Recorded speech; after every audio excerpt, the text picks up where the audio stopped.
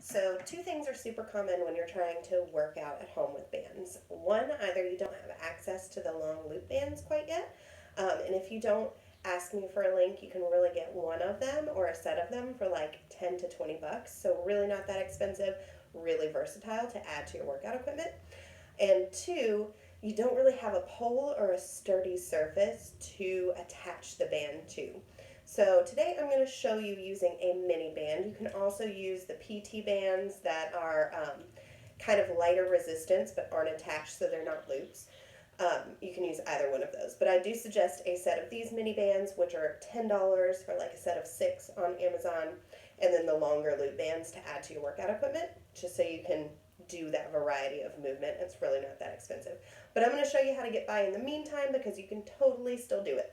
So using this mini loop band, what I'm actually going to do, because this will slide out of the door, and I've had it happen before in a demo video, which was quite funny. So I'm going to loop this around the door handle of the door and then shut it. So now what I can do, and this is a light, I think it's a medium resistance or light resistance band. I think probably medium.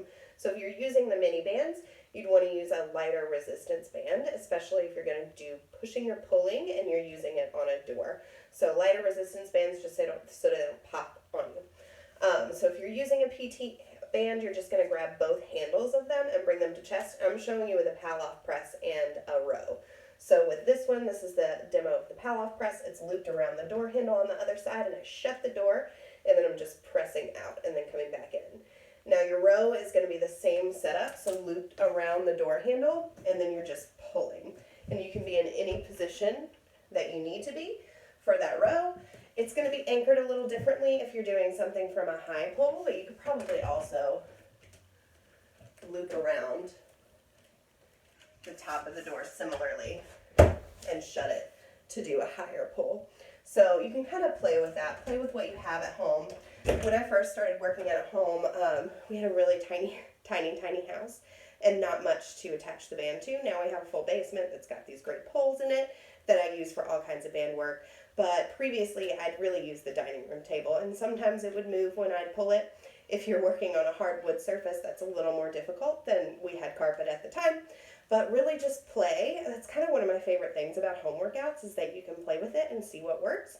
I also have some really heavy duty side tables, so I've also attached a band lower on those side tables and used that as well, and that's worked really well for me. So that's my little demo. If you don't have the regular long loop bands, or if you're just trying to make it work with using your living room instead of the basement gym or whatever it may be, that's an option for where to attach your bands.